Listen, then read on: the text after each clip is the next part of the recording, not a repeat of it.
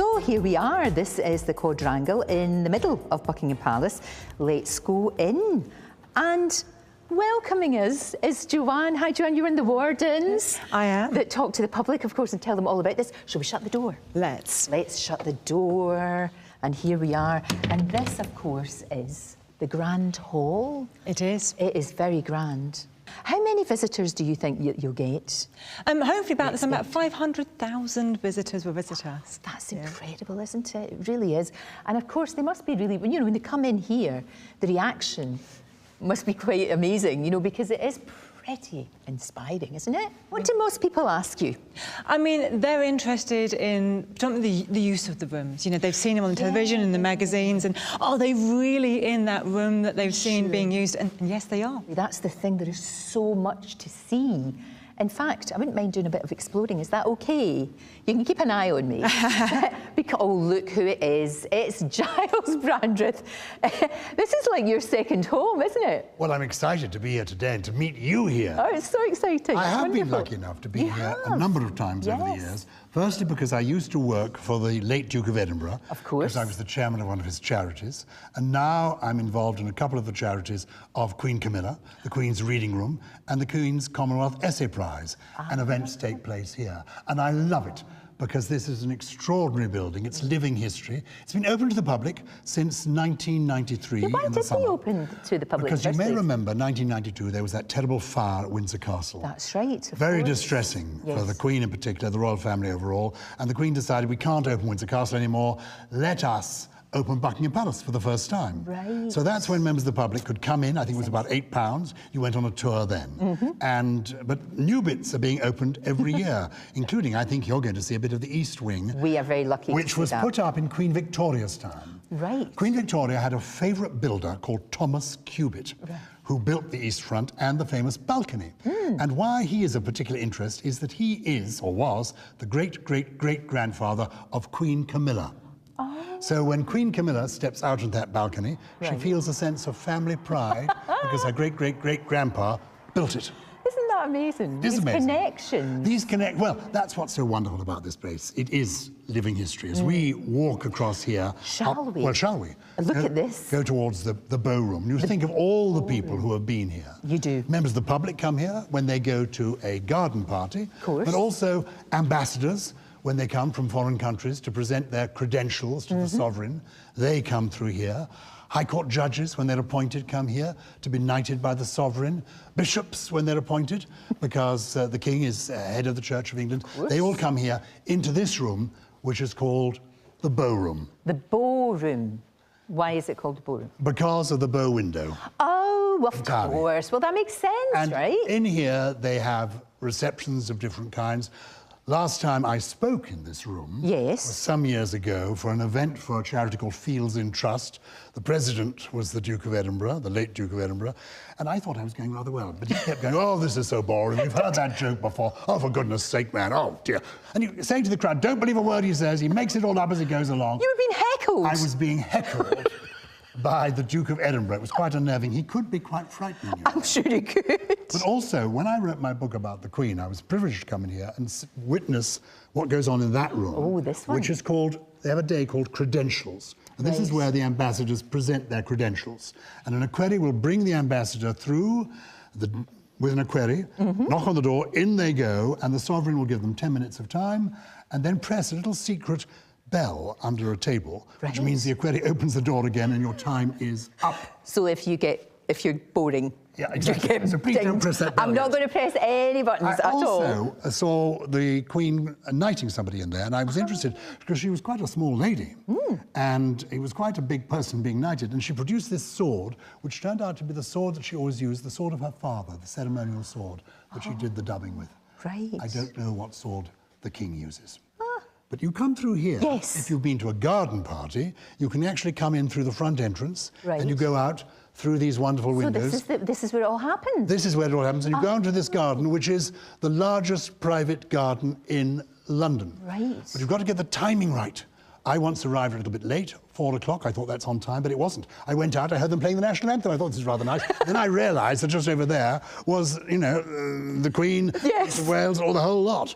So I quickly retreated. Giles. And I did, actually, once here, I did meet, standing about here, literally about here, James Callaghan. Remember him? I do, the Labour Prime Minister, ex-Labour Prime Minister, of British course, Prime Minister. Of course. And he'd just been appointed Prime Minister, and I said, oh, Mr. Callaghan, congratulations, sir. And you now, you know, you meet the Queen on a regular basis, you're friends with the senior royals. He said, oh, no, no, young man, remember this. Senior royalty, they offer you friendliness, not friendship. Never forget the difference. Right. And that's why I'm always quite respectful, and I stand, knowing it's friendliness, not friendship, with my hands behind my back, and do a little bob with my head. Little bob. Thank you very much. Do a little bob for me. That's make me feel very special. Well, no, I now appreciate that I'm dismissed, and the aquarium stepping backwards. Your Majesty. Thank you very much. Thank you very much. Your Majesty. Hi there, welcome back to Buckingham Palace. Well, it's a very special show this morning. We have been invited here before they open the doors to the public tomorrow. And, well, I have come up to the state rooms. Well, this is known as the White Drawing Room. Have a wee look at that chandelier there. Isn't it gigantic? It's the biggest chandelier in the palace. Apparently, it gets lowered by remote control, so that they obviously can give it a clean. We wouldn't want Del Boy up there, would we? That would be a wee disaster. This room, though, also hides a fantastic secret. If I walk over here, you can see it looks like it's a beautiful mirror, isn't it? It's absolutely gorgeous, but there's something very special about this huge mirror and the cabinet as well, because if you put your hand under here, you can pull it out. I'm not going to pull it right out. It's actually a hidden doorway, and the doorway leads to the royal family's private apartments in there. And the king, of course, can use it to enter, leave the room discreetly whenever he so wishes. Isn't that great? Now, if you're lucky enough to come to an event at the palace, well, it's rooms like this where you would be hosted, and then the reception would continue just out here. This is the picture gallery, and as you can see, it is filled with priceless works of art. And at a typical palace reception, there would be about 300 guests in here, filling up this beautiful, beautiful room. Today, there's two of our team. Tyler and Ellie are here. It's so good to see you. Isn't this posh? I know it is, isn't it? It is proper. Now, you two, you were at an event with the King, what, just a couple of weeks ago? Yeah, it's like our second home, isn't it, Ty? It is, and that's that. I was walking and put my slippers on, right? It's like that. No, we've been very fortunate to be here a couple of times before, Yeah, exactly. Yeah. And when you met the King, it was very special, wasn't it? It was. That photo of you two. But you know what? The first time it came around was a few years ago, and actually, when I met him, it's almost like when you go to shake someone's hand, but I just forgot where I was for a second and went to spud him, like a fist bump, right? Spud him, is that what you said? So I spud him, but I was scared he was going to cabbage me, so then it was a bit of an awkward interaction, and then I was like, right, I need to teach you how to fist bump now. That's when it's developed to where we are now. We've got like a 6-piece handshake at the moment. You do the whole thing? He's like, yo, Ty, I remember. He was like, I remember. That's amazing. I know. Oh, it's so good. And you were what, 14? Yeah, 14 was when my first time I came here, and I got my MBE by the Queen. Oh, so, Ellie. yeah, it was a wonderful experience, and to bring my grandma as well. Oh, you brought your granny with you? That's lovely. She loves the Queen, so for me to bring her along, we were just, I was quite nervous though to meet her. Was you? Yeah. Really nerve-wracking. Really nervous. He couldn't mess it up more than me. I like that. And I think he would have liked that. The King would really like that, because you were just treating him like you would treat anybody. We was talking about jerk chicken at Brixton Market. He's got this amazing ability to just keep a conversation going from person to person. I have no idea. He's got strong chat. Yeah, he has. He's good strong. Like, he was talking to me when we came last for the Prince's Trust about me racing a dog and like swimming with a dog, and I thought, isn't that just wonderful? It's you know, just like that's such nice chat, just like normal chat, isn't it? And you know what? It must be really hard, you know, because everybody, you all sort of don't quite know where to put yourself when you're members of the royal family, and they are so good at putting you at ease. Yeah. Because it is a bit, it's nerve-wracking being in these kind of situations, isn't it? Just human beings, human beings, and when you have that chat, it just brings everything down to earth, and we're like, oh, actually, you can relax now. Yeah. Do you know what I mean? Oh, and Oh, listen, what's that? I don't know, these clocks keep going off, and I don't know what time it is. Oh, wow, this is lovely. It's like a tune, isn't it? It's like a little sort of early morning wake-up call. A royal remix. I like that. Of all the memories that you've had of this, what's really kind of impressed you? Do you know what? Go on, then. You been to the toilets yet? Not quite yet, thank you. Lorraine, but when I do, I'll let you know. I'm just saying, right? I'm just saying, because this is the first time I was here, I was like, oh, where's the toilet? And all the toilets, the massive doors, and I'm like, they're in there, it's like proper posh, like nice. But then the hand cream in there is different level. So I tried to look it up, couldn't find it anywhere. Did you? Tried to do like a little Christmas present for Mum, it didn't work. I could spend hours in here just looking at all this. And of course, people are going to get the opportunity to do that. Special. That's the thing, you know, everybody can come and have a look and see all these amazing works of art and all this, and it's a piece of history, isn't it? It's wonderful. It really is. So what are you going to do the next time you meet him then? Next time you meet the king? I'm going to have to kiss him on his forehead at this point. I got nothing left, guys, to be honest. I really don't. Could you not teach him a bit of a dance or a bit of DJ set? Do a little jive or a DJ set. I mean, yeah, the possibilities are endless at this moment. We'll come in it. I don't know if they'll trust us back in here. And he's such a good sport, he would just go along with it. Thank you both so much. Thank you. Great to talk to you in such beautiful, beautiful surroundings. Right, in just a moment, what's it like to actually work here? Well, I'm going to be meeting some of the staff who keep everything fit for a king. Well, with me now, two people who get to work here every single day. Anna Reynolds looks after all the King's paintings, and Cherid Backer is in charge of all those amazing palace clocks that we just heard about. So good to see both of you. Thank you so much. It's massive, this collection, isn't it, Anna? It's huge. It is. There are over 1 million objects in the royal collection overall, all different types of things. So furniture, ceramics, silver, and paintings like the ones we can see here. We've got 63 of the finest paintings here in the picture gallery at Buckingham Palace. They're really masterpieces. They really are. Yeah. I mean, I could spend hours, days in here. It's just beautiful. Somebody has to clean them all. That must take a wee while. Yeah, well, we have a conservation team, so paintings conservators who are based in Windsor. And paintings might be clean, they might be dusted quite regularly, but an actual full clean, which involves removing all the discoloured varnish and later paint that isn't original, we might do that maybe every 30 years or so to a picture, but all the ones in here are in the best quality. They've had that treatment done to them. They are, and they couldn't be looked after better. Your official title, tell me your official title, it's brilliant. So I'm Surveyor of the King's Pictures. Right. Which is it's a bit confusing, like it's a bit strange, people might not really know what that refers to, but it's a title that's actually been in existence for nearly 400 years. The first Surveyor of the King's Pictures was for Charles I back in 1625, so it's such an honour to be one of those surveyors. And still the work that we do is pretty much the same as that first surveyor did. So we care for the collection, we keep track of it, we keep inventories, we know where everything is. But I think the big difference now to that first surveyor is that we share the collection as far as possible with the public. We put it on our website, we send it on loan, we do exhibitions, and we open the palaces. Exactly, and the first woman to do this job, so you're a trailblazer. I am. And a pioneer. It's fantastic. Cherid, how long does it take? All of these clocks in here, and I keep hearing them on the hour, and I keep hearing them all the time. Beautiful, but to take care of them, to make sure that they're keeping time. Yes. So we wind the clocks every week. And the winding of the clocks in Buckingham Palace on its own takes the best part of an entire morning, just to go round and see them all. There's a few clocks, isn't there? There's a few. lot. And what about the clocks going backwards and forwards? Because that must take a while. Yes, that does take a while. It takes about, in total, 16 hours of total walking around, setting all the clocks up, making it go forwards or backwards. Is backwards worse? Backwards is worse, because some clocks need to go forwards 11 hours to go back. I understand. Yes. So that can take quite some time. It's a fascinating job for both of you. It really is. What is it like, though, to work here? Does this become just, oh, yeah, it's my place of work, and there you are? You never really take it for granted, I guess. I don't think you ever do. I mean, it is so special, and I still get that magical feeling. It's such a privilege to work here. And also I love bringing someone in that might not know too much about the pictures and tell them about it and see their eyes light up, and they get so much more. And so that is always incredibly rewarding. And I think every day is different as well. That's the thing about working here. That's true. And of course, people get the opportunity to come here. They do. Which is fantastic, to see the works of art, to see the beautiful clocks, to check their watch with the clock or their phone. And you're always on time. Yes, exactly. Always. Thank you both so much. Great to talk to you. Thank you. Now, we are in one of the most important rooms in the palace. This is the throne room. And here they are. These ones were made for Queen Elizabeth and Prince Philip. But as you can see, they've been updated for the King's coronation with the initials of Charles and Camilla.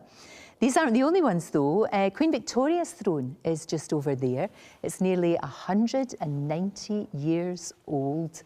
And just to the side, I have to say, I think this is my favourite portrait of the late Queen. It was painted for her Diamond Jubilee, and you can see the gorgeous little dogs. They're corgis, aren't they absolutely beautiful? I love that painting. She looks so kind and so happy, as she would be with her doggies.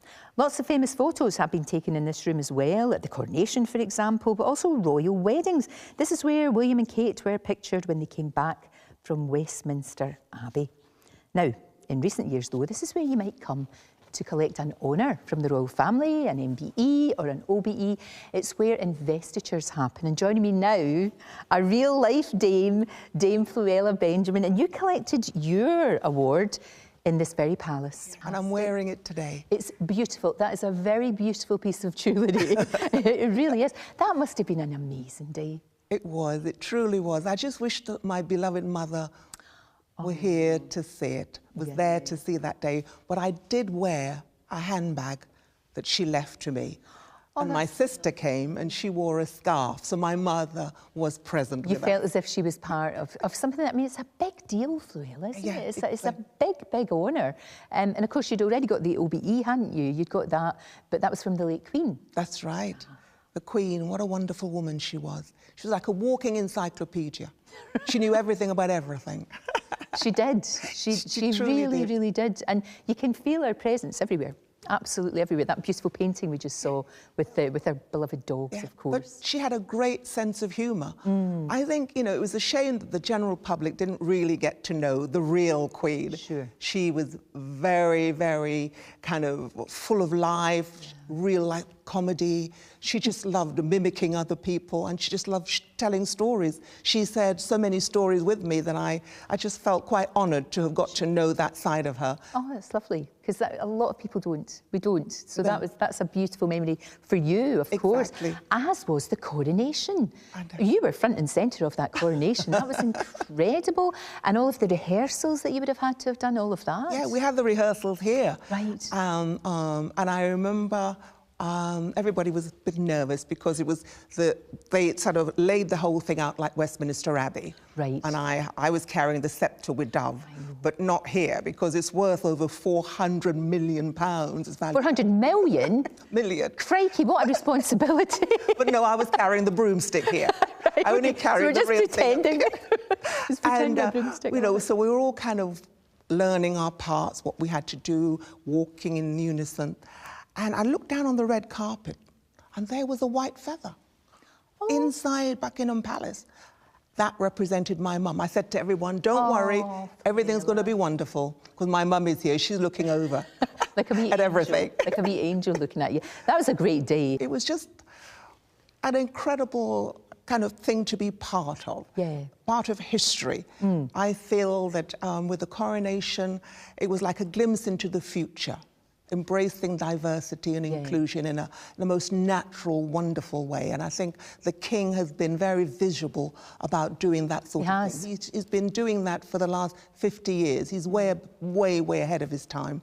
He always was a bit of a pioneer in many things, but you're right, diversity, absolutely, you know, and with you know, being aware of the planet and climate change, all of these things. Exactly. You know, he's always been so far ahead, sometimes people are like, what's going on there? But he was right. I remember writing him a letter in 1984, thanking him for making the world a better place for our children, because childhood lasts a lifetime. And we've got to prepare the world in the most beautiful, natural way for our children. And that's what he was doing.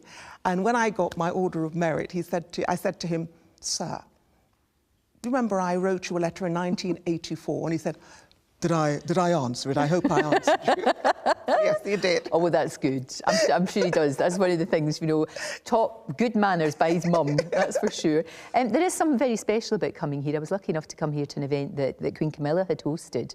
And there is, you know, that's the thing that they can do so well. You know, when it comes to charity events, when it comes to just spreading the word, you know, just making it, just raising everything up a little bit. Exactly.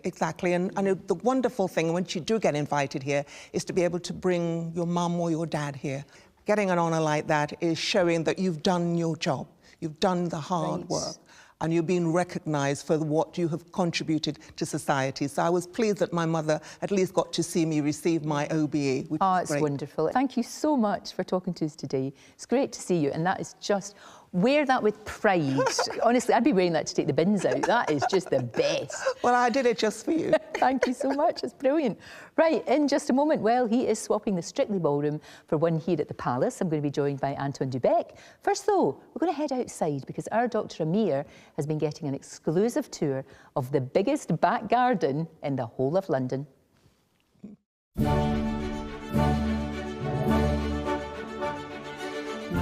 This is a real pinch me moment. You know I love being outdoors and in gardens. And what better place to explore than one of the most famous gardens in the world?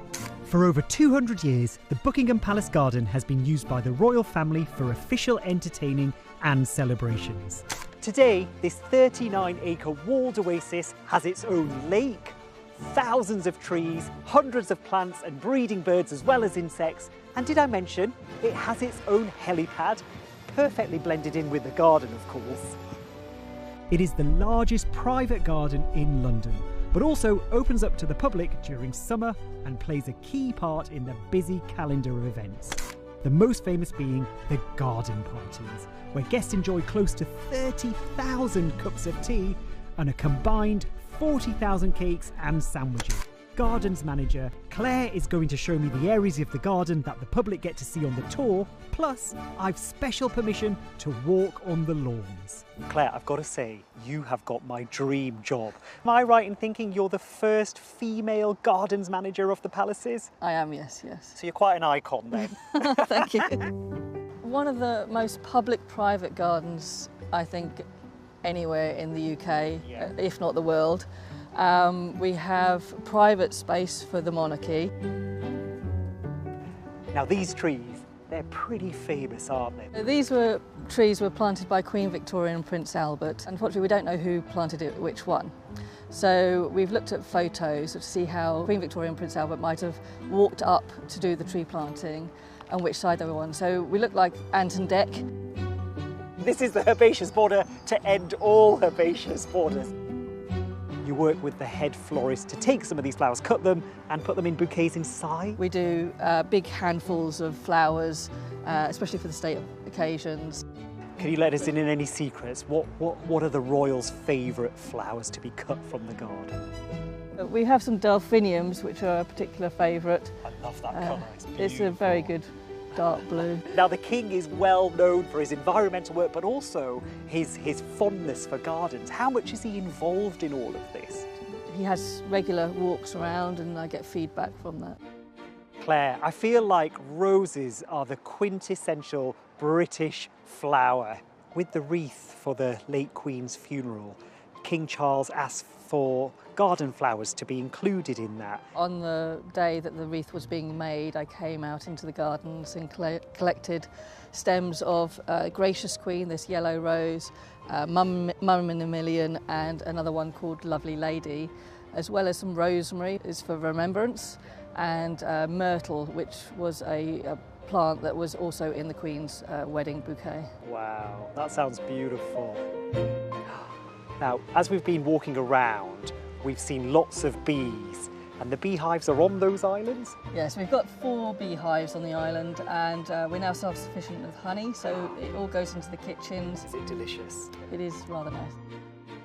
What a moment this has been. Buckingham Palace Gardens, and I'm just going to sit here and take it all in. Oh, thank you, Amir. That was lovely, absolutely gorgeous. Now, I have come into the blue drawing room. At one time, this was actually the Palace Ballroom until Queen Victoria had a bigger one built because she loved to dance. With me now is somebody, well, who's actually danced here, of course. Anton Dubeck, how are you? Look at you, you look fantastic. Can we do this? Look, little hug moment. Isn't this fantastic? Nice. Well, it's kind of what you're used to in the world, isn't it? It's lovely. I do love this room. I was fortunate, enormously fortunate. Erin and I, we danced. We met Princess Anne in this room, but we danced in the ballroom. There was a big, do a lot of work with the Not Forgotten Association. Over the years, we've done a lot of things, and they had the 90th anniversary ball, and we performed in the ballroom. So we danced in front of the band there, and we danced in the ballroom, and then we came and met Princess Anne here. But it was such a special night, and to dance at Buckingham Palace. So when people say to me, what's the best place you've ever danced? I'm like, oh, Buckingham Palace. Buckingham Palace. I was just in the ballroom having a bit of a But you did that amazing thing for VE Day, you know, the 75th celebrations. That was extraordinary, putting on the Ritz and all of that. That was brilliant, Anton. I have to say that's a sort of a career. It was a life highlight, really. I couldn't. It was incredible to be asked. First of all, be asked was, oh, would you be involved? Not okay then. What would you like me to do? Would I like you to sing? What have you got? I said, well, I've got the Ritz, putting on the Ritz. They said, what would I do? That'd be nice. Have the house orchestra there in the courtyard. It was during COVID, so they all spread out. And I came through the archway at the end. Have you seen the well-to-do? Through and out onto the thing, doing the song, the cane and the hat. It was so good. It was so incredible. After it was all done, I went, I can't believe I've done that. Is it one of those moments? One of those pinch me? incredible moments. And the same with dancing here in the ballroom. You come out of it, away from it, and you go, I can't believe I've done that. It's just the greatest thing ever. It's true. And now look at us sitting here in the ballroom. I know. And of course there was that Strictly Special. The Strictly Special. With Queen Camilla. Queen Camilla hosted us. Because both of them are real, the King and the Queen, big fans. Always been great fans. Big fans of Strictly. Well, who isn't? Well, exactly. There is that, of course. But if you get the royal seal of approval, that's rather lovely, isn't it? It is rather splendid. And it's lovely to know that the King and the Queen are watching Strictly Come Dancing on Saturday night. If you ask any of them, they go, oh no, but of course we're her favourite. We're her favourite. I've always been Queen Camilla's favourite. Professional. Well, exactly. You should just hold on to that. I do. Well, I believe it. I mean, it might not be true, but I keep what she does? It was like Bruce Forsyth. He always used to go, you're my favourite. You're my favourite. I loved that. I absolutely loved it. That. The Royals, of course, have inspired your latest project in many ways, haven't they? Well, I've got my new novel's coming out in October, and it's called A Dance for the King. And this is the first time I've told anybody the actual title. So this is the big reveal, the big announcement. Thank you for letting me do it. And I thought it was appropriate because I've always been a sort of big monarchist, and I wanted to sort of dedicate certainly the title of my next novel to the new king, not so new now, but the new king. Dancing for the royal family.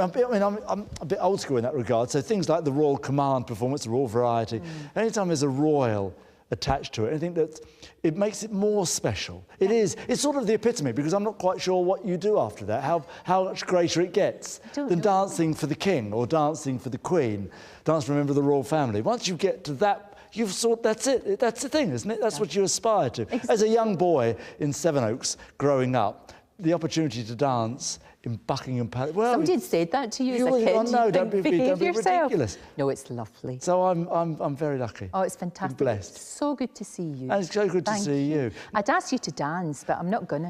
Listen. No. I know you've I've known you for about 30 years, and you've always said no. No. But I think, since we're here, do you think we'll do this? We'll do the romantic dance. Okay. And it's so Oh, is that all right? Have you seen the well-to-do? Da, da, da. Now this here is the Yellow Drawing Room, one of the newly opened rooms to visitors this summer. And with me is Nicola, who works here at the Palace. It's lovely to see you. And this is just incredible. I don't quite know where to look. Tell me though about this part of the building. Well, we are in the East Wing, which is terribly exciting as it's the first time the public are going to be able to see it on these tours.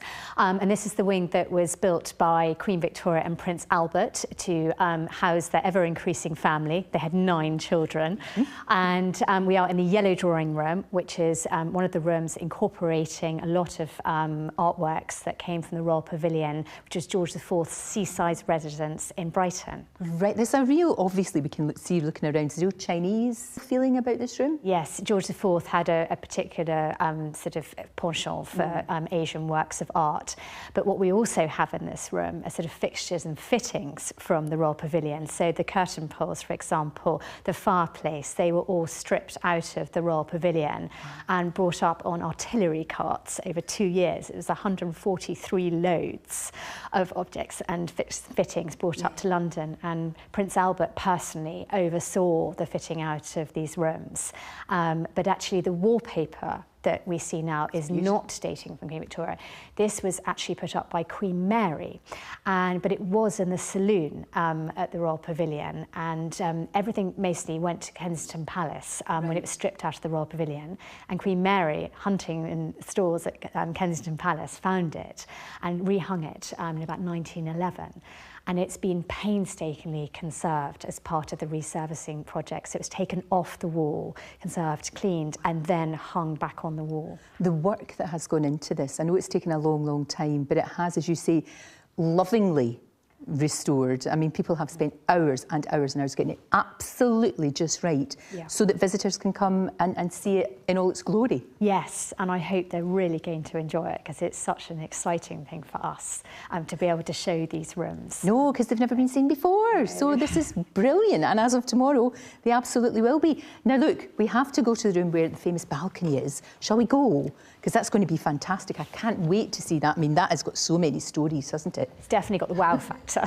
So, whereabouts are we right now then? What's this? We are in the principal corridor, which is a corridor that runs the entire length of the East Wing. It's 240 feet long.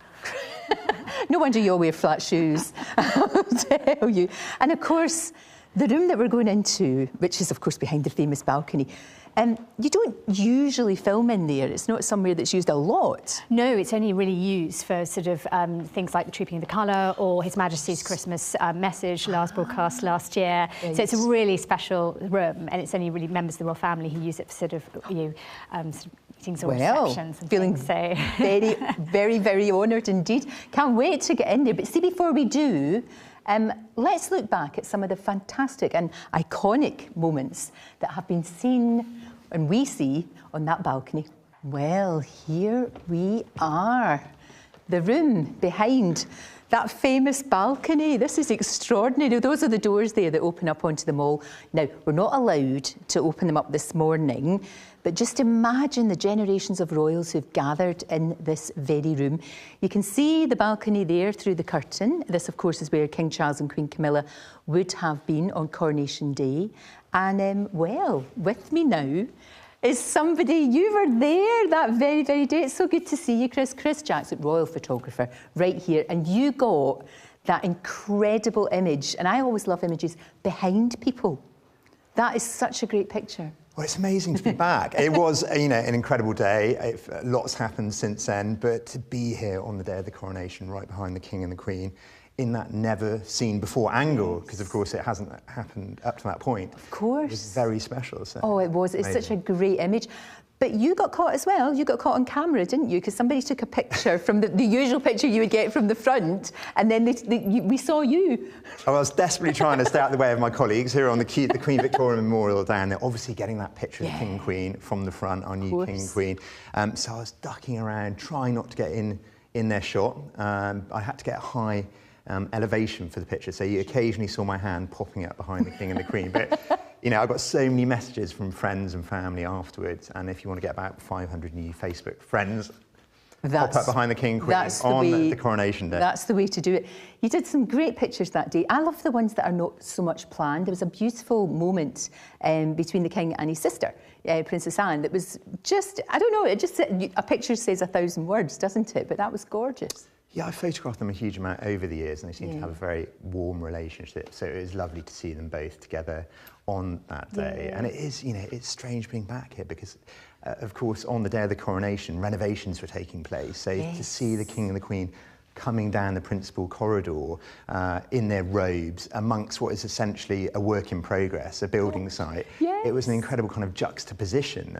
So it's fantastic to be back here today. It looks incredible. The work that's been done to make it look so incredibly beautiful. It's gorgeous. And of course, recently, Trooping the Colour, and we saw William and we saw Catherine as well, which was fantastic. Again, beautiful images. This balcony, if it could speak, what stories it would tell. Wow, it's amazing. And for a royal photographer, it's an absolutely integral part of what I do year on year. You know, the trooping of the colour, it's just one kind of touch point of the year where you see the family on the balcony. And like you say, it was an incredible boost to the nation, I think, to see Catherine on the balcony. Absolutely. With everything that's happened. So she looked so beautiful, and everybody was just delighted to see her and to see the kids as well. That's always really good. You've taken some wonderful pictures over the years. Do you have particular favourites at all? It's hard, I know. It's difficult. Always difficult, but I've got a few. Certainly, I photographed King Charles a lot over the years, and he's fantastic to photograph. There's one particular photo which stands out of the King when he became a ranger of Windsor Great Park, a job he took on from his father, the Duke of Edinburgh, who held that role. And he's under this ancient oak tree. And I remember that.